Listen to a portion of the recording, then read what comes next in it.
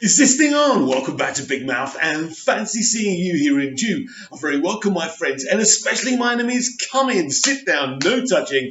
I don't do the touching. If you're feeling charitable, please smash the subscribe button and the like button, and please do follow me on Twitter at Movies TV Mad. And welcome to the DCEU Extra, where we've found a brilliant article which every single Zack Snyder DCEU fan's been sharing to me from the Hyperball. Now, this is an article by Leilani Safra, right? I hope that's right.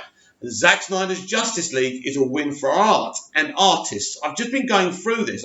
As you know, I don't normally go through the articles, but very, very interesting. So let's give this a read. The biggest precedent set by the release of Zack Snyder's Justice League is the one that says an artist's vision matters. Of course, there are plenty out there who don't think that way. There are writers like Vanity Fair's Joanna Robinson, we discussed her yesterday, don't forget, who wonders whether Zack Snyder's Justice League is a victory for toxic fandoms. Collider's Drew Taylor, who declares that such a release sets a dangerous precedent, and CBR's Braden Burge, who says that releasing the director's cut teaches fans the wrong lesson. Wow, we're kids that need to learn lessons now, do we? Or learning the wrong lessons. Now, we're the consumer and we know what we want. We went to the cinema to see Zack Snyder's Justice League and we didn't get that. We were robbed. We deserve justice, and so does Zack. Looper Zack Elizabeth takes a bit of a more even-handed approach, ruminating on the possible good along with the possible bad. It misses the point of Zack Snyder's Justice League in the same way that all of his detractors do, but it at least admits that there is an upside to the release of the famed Snyder Cut. That's certainly much more than could be said for Abraham Reisman's Vulture article, which is somewhere between delirious rambling and invictive diatribe. We're talking about a movie here, yet Reisman saw it fit to compare the release of Zack Snyder's Justice League to Brexit or Donald Trump. They're mad. Clinching of the presidency, which is a reckless sort of comparison that trivializes the very real pain that has been suffered at the hands of vindictive politicians. It also paints without any large body of evidence an incredibly diverse group of fans, with the paintbrush of being the same sorts of people who call out entertainment firms for false diversity and capitulating to the social justice warriors, and declares that the grassroots release the Snyder Cut movement shares similar coding with those who are currently pushing to end COVID-19 quarantine restrictions. All this I would like to remind you because of a director's cut of a superhero movie. The level of critical outrage and backlash against Zack Snyder's Justice League should be more shocking than it is. But as a long-time fan, I have long stopped being too surprised at the level of vitriol I'm aimed at him, though I remain as irritated and sometimes enraged by it as ever. Yes, me too. It's disgusting just because the man has a different way of doing things and actually is a compassionate person. They don't like the man. They don't like the man because he's different, and it's despicable. They've tried everything to remove him from the industry. It hasn't worked. They're trying it again, but this time it's not going to work because Warner Brothers know they can make a lot of money out of this man and his vision. And that, my friends, at the end of the day, is all it takes to have a party. But it's our party. It's Zack Snyder's Justice League party. And though most of these articles aren't all that interested in having a good faith discussion about Zack Snyder's Justice League, someone out there reading about it might be. So I think it's worth interrogating what exactly it is and how it came to be, then offering a perspective on it that doesn't equate it to a victory for toxicity and fan entitlement. And I don't think that fan entitlement exists because basically, if you're the customer and you're paying, you have a right to pay for what you want, right? And if you're not offering that as a business, then you're not going to make the money. You understand? Capiche? If I hadn't already mentioned my long-time support and love of Zack Snyder's filmography in this article, then a quick of any of my DCU articles on here, which are many, would reveal that.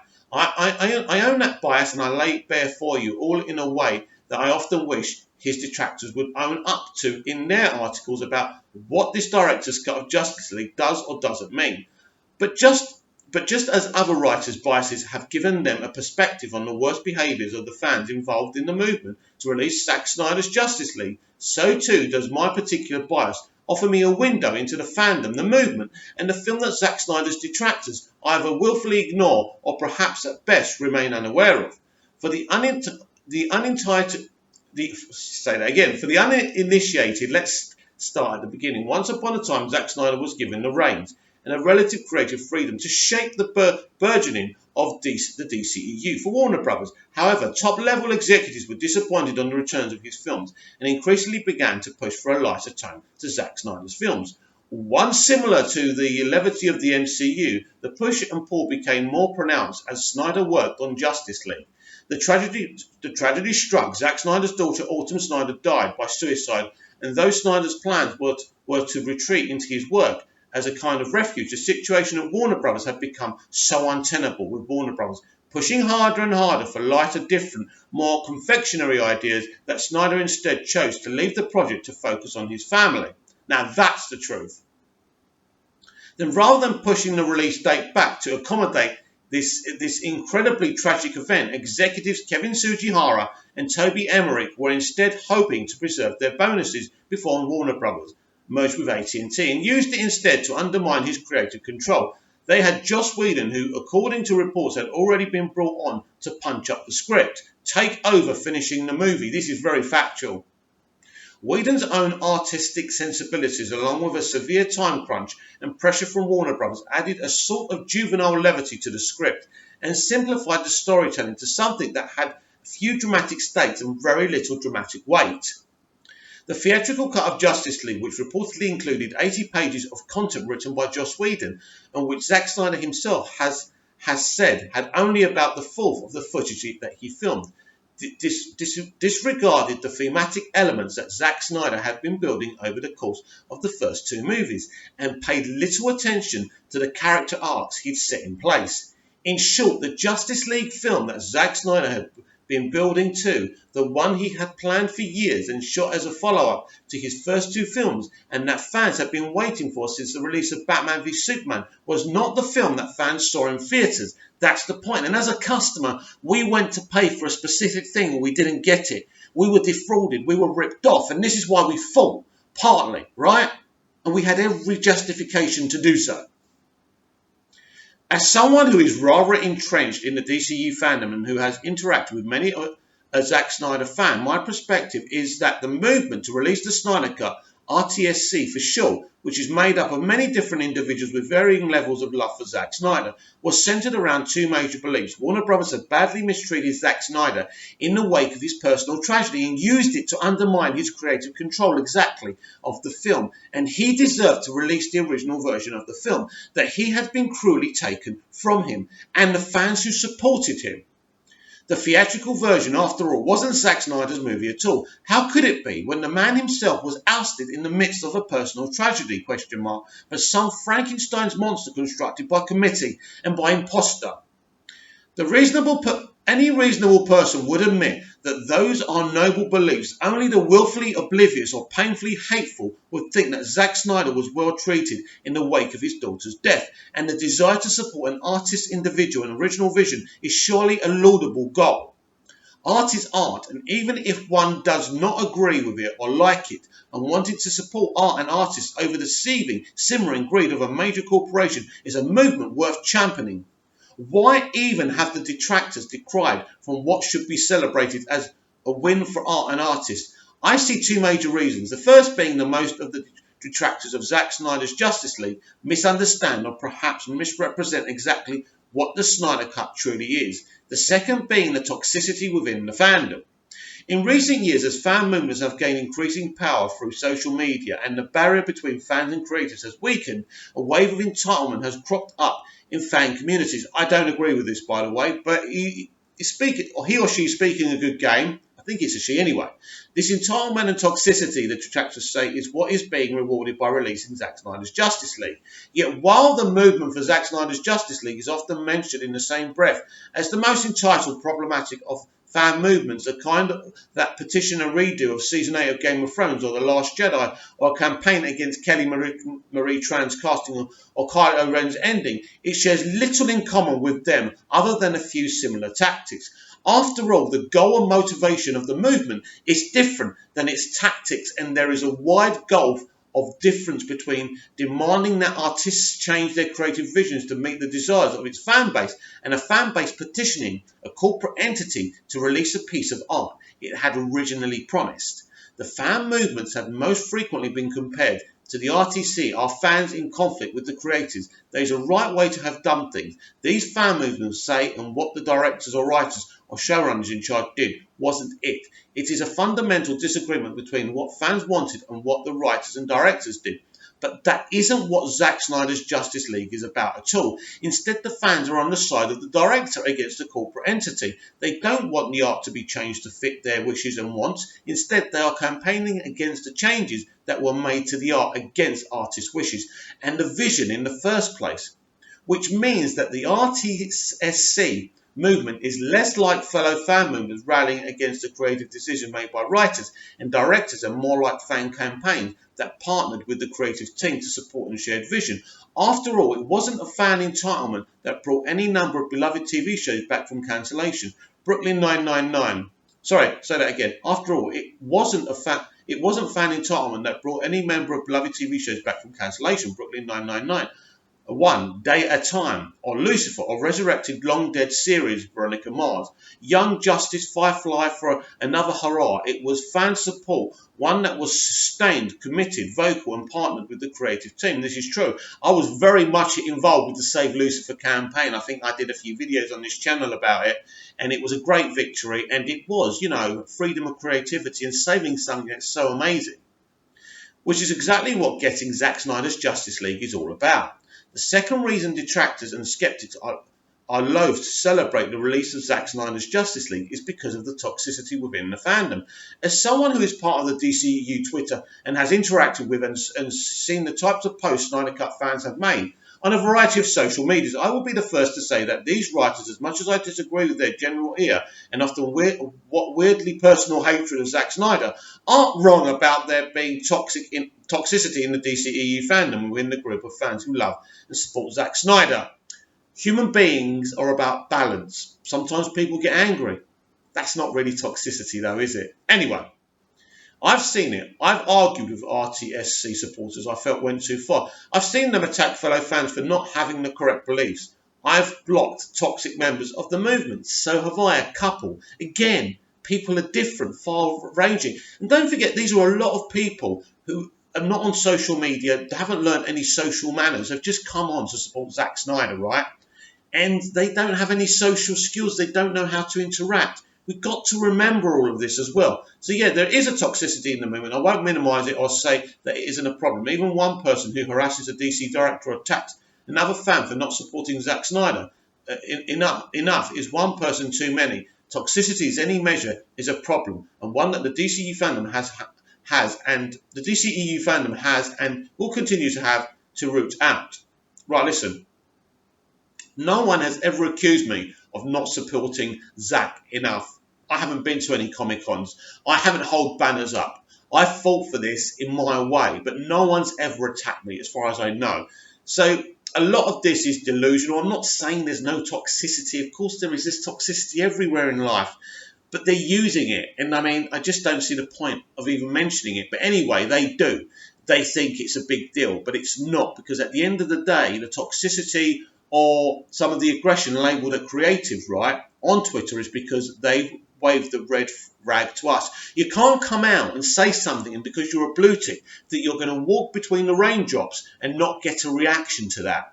Yet the same articles that go out of their way to highlight the toxicity within the RTSC movement also go out of their way to either ignore or minimise the positive work and contributions it has made. Some, like Drew Taylor's Collider article, even go so far as to say that the real charitable work done by the movement is merely a way to cloak the movement's true aim, bullying everyone. I mean, it's brilliantly insane. That's all I can say. It's not even worth getting involved with them. They're just bitter and they're salty, and they're just, as I said the other day, as the, what's his name? I forgot his name now, talking about, kicking the dirt in our eyes. That's all they're trying to do. They've lost, they're not happy, and they're just kicking and screaming like spoiled little children who didn't get their own way. The damage done by the toxic members of the fandom is real, but so is the hard work done by many more members of the fandom. So is the thousands of dollars donated to the American Foundation for Suicide Prevention, AFSP. It is an absurd and abominable claim to say that over 170,000 that has been donated to the AFSP is merely some kind of elaborate long con so the internet trolls can get their rocks off, and painting the sincere leader and supporter of the movement with this slanderous brush is just bad vindictive journalism through and through. Making this kind of claim, just like tweeting that everything Snyder touches turns to shit, or writing that Snyder fans are the class A outsiders drunk on activistic rage and viciously abusive toward their foes, is every bit as unnecessary and toxic as the worst kinds of fans in the fandom. It's true that the DCEU has toxicity within itself, but so too do the writers decrying it. One breeds the other, and as fandoms must take responsibility for the toxic parts of itself, so too must writers who seem to relish feeding it. As much as these writers would like it to be true, the majority of the fans who want to see Zack Snyder's Justice League are not the mob, and that the charity fundraising is not some mob from that hides some malicious, insidious purpose. Instead, the relationship between the RTSC movement and the AFCP comes out of real love for Zack Snyder and what he went through. Here. Just as the desire to see his cut of Justice League represents real love between the fans and the director. Just like anything, love is often beautiful and begets which is truly awe-inspiring and worthy of praise. And sometimes love boils over and becomes toxic, absolutely. Both of these types of love exist within the RTSC movement, and it's true that both of these types of fans will be rewarded with Zack Snyder's Justice League. There are toxic members of any fandom. I don't say that to excuse the toxicity, but to point out that if toxicity exists in all fandoms, then toxicity cannot be what got Warner Brothers and AT&T to change their minds about Zack Snyder's Justice League. Because though toxicity is the voice that gets covered most often, it's not the voice that persuaded Warner Brothers and AT&T to release the Snyder Cut. That was Zack Snyder himself. That was the actors involved and the creators who admire him. That was the fan base who consistently got RTSC to trend, who raised hundreds of thousands of dollars and continue to raise it for suicide prevention and awareness, who brought billboards and flew banners next to Warner Brothers, who showed a sustained, consistent love and audience for the movie that Zack Snyder meant to release 3 years ago. Which is why the release of Zack Snyder's Justice League isn't a win for toxic fans, nor does it set a precedent for fan entitlement. The movement was never about either of those, and it was never sustained by either. Instead, the release of Zack Snyder's Justice League is a win for artistic integrity. It is a victory of the artist against the corporation. Above all, it shows just how powerful the union between fans and artists can truly be. Wow! That was, I would have cried. That was amazing. It's like this person wanted to write this all their life. Leilani Sifra. I don't know if that's male or female, so sorry if I called you a male or female. This is a great article. Maybe went a bit too much about the toxic fandom. It's there. Look, I'm not saying it's not there. I can't deny it. But I've heard it so many times now, and it just it just over accentuates the good stuff that we've done. But I think this article is absolutely beautiful, and it sums it all up. You know, you call us toxic, but you're meeting toxicity with toxicity. And who started the toxicity first, right? Was it us? Were we toxic during Man of Steel? What happened during Batman v Superman when we were come out from hatred from MCU fans, hatred from journalists and critics, and we were just biting back. This is what happens. We've been taking it for a hell of a long time, and in the end we couldn't take it anymore. Toxicity basically feeds and seeds toxicity. So at the end of the day, who knows who the bad people are and who the good people are anymore? But ultimately, we got what we fought for. And as far as I'm concerned, we are the good guys and the good girls. We are on the right side. We are wearing the white hats. That's how I feel about it. And what they say about us, it's about, as I said, it's a bunch of children kicking and screaming because they didn't get what they want. What did you think of this article? Like, share and subscribe. Please comment down below, and I'll be back tomorrow with even more DCEU Daily. See you again soon. Great article.